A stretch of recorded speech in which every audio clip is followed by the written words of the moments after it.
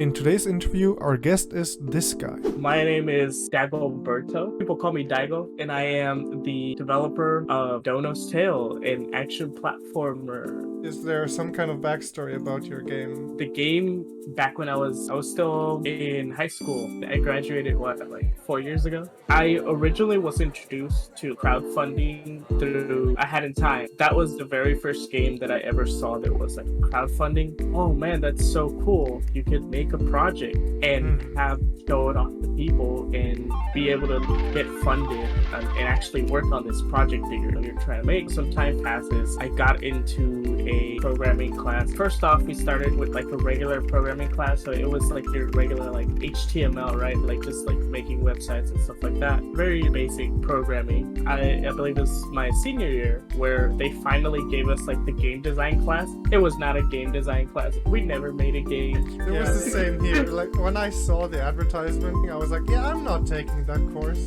Yeah, it was not that. But like it was pretty funny because there was like 4 people in that class. Oh no, at my school it was really popular. I'm pretty sure it was popular, but you had requirements to get into that class. So you had to take 2 programming classes before you could take that class, and nobody would make it out of the first one. Yeah, at my school it was more like, let's make a game and have fun. Like everyone can participate. Yeah, no, she's an amazing teacher, but like she would go like really fast through like the material. A lot of people that were just starting to program, they would get lost so quickly. Oh. There was so many people coming out of that programming class. They were just complaining. At the end of the day, it was only 4 of us left in that class. I think it was around that time where I also got introduced to another little game that was a complete disaster, Mighty Number 9. Do you like awesome things that are awesome? Then you gotta play this game, dude. It's friggin' cool. And complete disaster. It was supposed to be a Mega Man successor, and it was made by one of the main guys that worked on the Mega Man franchise. He didn't really create the Mega Man franchise, but he kind of like directed most of them. He's crowdfunding this brand new Mega Man. Everybody wanted a new Mega Man. It got a bunch of money, right, on Kickstarter. And then it came out and it was not good. Yes. It was not good at all. The level design and everything, it was just terrible. The gameplay, like the character itself controlled pretty well. The game itself was just not very well designed. I got into this like rabbit hole of all these documentaries on YouTube explaining why or what went wrong. That's when I got the inspiration. I was like, you know what? I think I can make a better game than Mighty Number 9. A lot of indie developers that I've observed or even talked to starts by them being disappointed in a game and then wanting to try and do it better. It's like that thing where like it's like, if you're not gonna do it, then I'll do it. That's kind of how the attitude of most indie developers is. I was honestly really disappointed because I bought the game, right, and I played it, and there's like very fundamental like mistakes that they made. I couldn't understand how did they make those mistakes. In the documentary, they pointed out Kickstarter was going to get a cut, right? And they didn't know that, so they didn't budget for that. They didn't know that? Yeah. Wow. They did not budget for that. They didn't have enough money. There was a lot of like miscommunication. Not only that, but they promised to port the game to 20 different consoles, which is not good. They never delivered on that. And that was one of the inspirations that I had. I think I can make a better Mega Man game than this. How do you go from Mega Man to a Yoshi's World kind of game? I started with the Mega Man game. I ended up creating this character. I put it in a prototype. There was abilities that you could get. What I had would later become Dono's Tale a couple years after. I wasn't really satisfied with that prototype. It was starting to get too big. So I said, you know what? I've always liked super difficult games. I'm gonna make a smaller game, and it's just gonna be a very simple, precise platformer where you just jump and dash, and it's just obstacles, no enemies, nothing really complicated. And then Celeste got announced. I was upset because my game had the exact same mechanics, the exact same look. I think I'm gonna just start fresh. This is 2018. I'm not sure if you're familiar with a channel called Game Maker's Toolkit. Oh, I'm very familiar with them. Said, you know what? I'll enter the game jam. Game jam was no jumping. I ended up making this little prototype. It was a little yellow blob. What he would do is that he would place bombs, it would bounce him up in the air. The name of that game, it was Dono's Adventure. The idea of that little blob character came from high school days. It was me and a friend. It was going to be like a Kirby parody. He was going to be much more a mature Kirby character. Kirby, but actually with a knife? He had a shotgun. Oh. I'm not sure if you have seen like the old Kirby commercials. He's in prison and they're taking mug shots of him. That's kind of what we were going for. Me and my friend were trying to come up with a name. I wrote "I don't know" on like the little paper, and then he's like "Dono." I was like, "What? Oh, I guess we could call him Dono." It comes from the word "I don't know" because we just didn't know what to name him. So like the name stuck. Yeah, I took that character and I put him into the Game Jam game. I kept working on it, I kept doing it, and then later I said, you know what if I take my old project and I combine it with this one? And so I sketched out a little ball raccoon, and I was like, that's alright. I think it would work. Started sketching out some little dinosaurs. The first one that I made looked more like a little crocodile. And then after that, I ended up making the cutesier design. The horns he had on the side of his head. Just didn't have the bow tie. The bow tie, it's from the character from the Mega Man game. I ended up taking a lot of elements from the Mega Man game. And that's why the gameplay is so similar to something like Mega Man X with a little bit of Donkey Kong Country in there. I was trying to come up with like an art direction. As a kid, like I would always carry a little Game Boy with me. I loved Yoshi's Island, and I would play it all the time. Did you 100% it? Yes, Multiple 100. times? Like probably. I'm pretty sure I had all 3 save files. Nobody has made something similar to Yoshi's Island. My game would probably not get as much attention if it wasn't for the art style and the character. And that's fine because that is one of the big appeals of the game itself. Everybody loves the character. Everybody loves Dono. At like conventions, everybody tells us, it was like, oh my god, he's so cute. It's like, do you have any like merchandise of the character? How do you get to do conventions? Each convention is different. Some of them you do get invited, you get to go for free. Some of them you have to pay for it. $100 to $150 for like smaller conventions. It's nothing compared to like the bigger conventions where they could charge you up to like $3,000. But like luckily a lot of those you can apply like, hey, we're indie developers, we don't have that kind of money. Sometimes you can ask and they'll let you in for free. The most expensive one that I've ever gone to was $500, and it was horrible. I've always been a very character-oriented person. I love character design. If you don't have an appealing character, I sometimes just don't care as much. There's that meme, frog likes, the new indie game trend. Frog likes, every game has a frog now.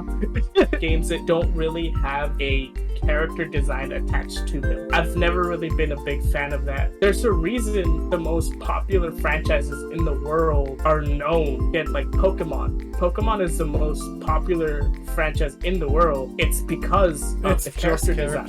Yeah, it's just characters. I don't think I could name a popular platformer that does not have a character attached to it. That's why I put a lot of work into Dono himself as a character. I knew that blue was one of the most popular colors in the world, so I made him blue. But I didn't specifically make him like dark and more like a baby or a sky blue. Like a cyan. Because it would be a lot easier on the eyes. So for his secondary color, orange, because orange always goes well with blue.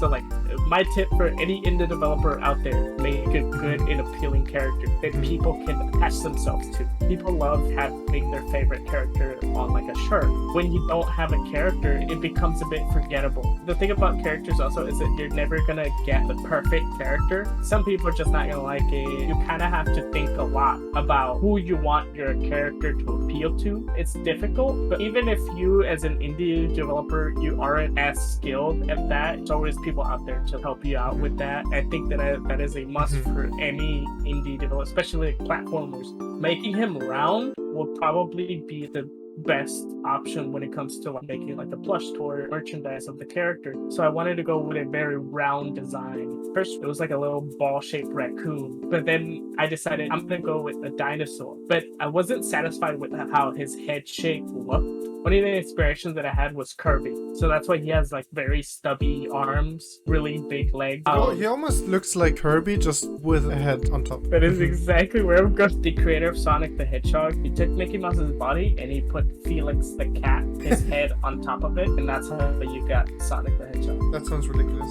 So I said, I'm gonna take Kirby and put Sonic's head on top of it. Is there any way the gameplay affected the design of your character? It was actually the opposite. Once I had the character created, that's when a lot of the gameplay started changing. It influenced the mechanics, it influenced a lot of the level progression as well. I wanted to give him some sort of collectible. When I had the character design, I was like, it started to look more like a mascot platformer. I wanted him to have collectibles, stuff like that. I always like that contrast when it's a cutesy character, but they're doing really crazy stuff. One of the bosses, it is a giant polar bear. He is a wrestler. I also wanted Dono. I'm not sure if I'm going to add it or not. He does like a German suplex on the polar bear. It's like slapstick violence.